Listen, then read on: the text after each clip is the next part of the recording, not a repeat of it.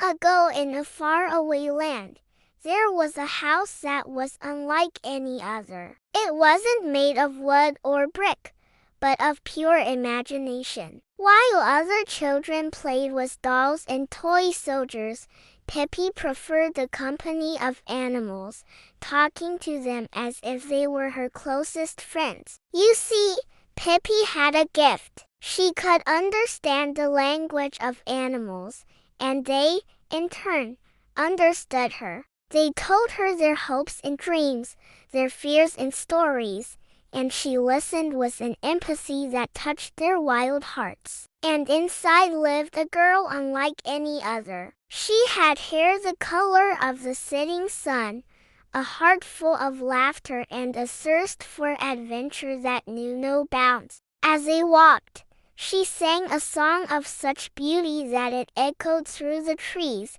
captivating the hearts of all who heard it. When they reached the clearing, the animals were already there, lined up in a row, each holding a sign with a picture of a house on it. The townspeople were amazed and touched by this display of unity and friendship. They realized that Pippi was right. They needed to listen to the animals and respect their needs. So they worked together to build new homes for the mice in the forest, ensuring that they would be safe and happy. Her name was Pippi Longstocking. The animals loved Pippi for her kindness and bravery, and whenever the townspeople needed help, she was there, ready to lend a hand and remind them that even the smallest of us can make a big difference. And she loved them back, knowing that in their eyes, she was not just a girl who lived in a house made of imagination,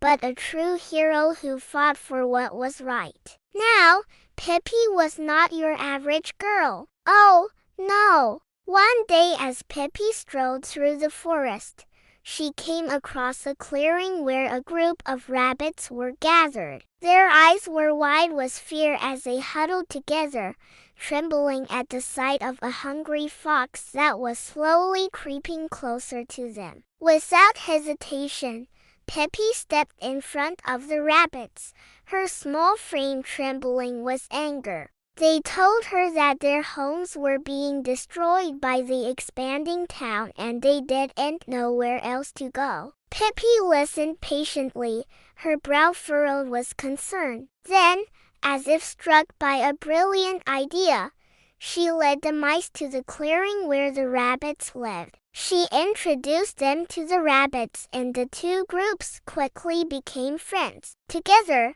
they hatched a plan. She shouted at the fox, startling him so much that he fell backwards. Then, pretending to be fierce, she stomped her feet and roared like a lioness, chasing the frightened fox away. The rabbits, grateful and overjoyed, thanked her profusely, their little noses twitching with delight. From that day on, Pippi became the protector of the forest animals, defending them against harm and fighting for their rights to live in peace. But Pippi's adventures didn't end there. She was known throughout the land for her bravery and kindness. People from far and wide came to see her, bringing their problems and their hopes for a better tomorrow. One day, a delegation of mice approached her, their tiny faces itched with worry. The next day, Pippi led the townspeople to the forest, pretending that she was going to show them something very special. And so, thanks to Pippi's compassion and understanding, two different species learned to live together in harmony, proving that friendship can blossom even in the most unexpected places. As the years passed, Pippi continued to live in her magical house, forever connected to the animals who called her their own. The end.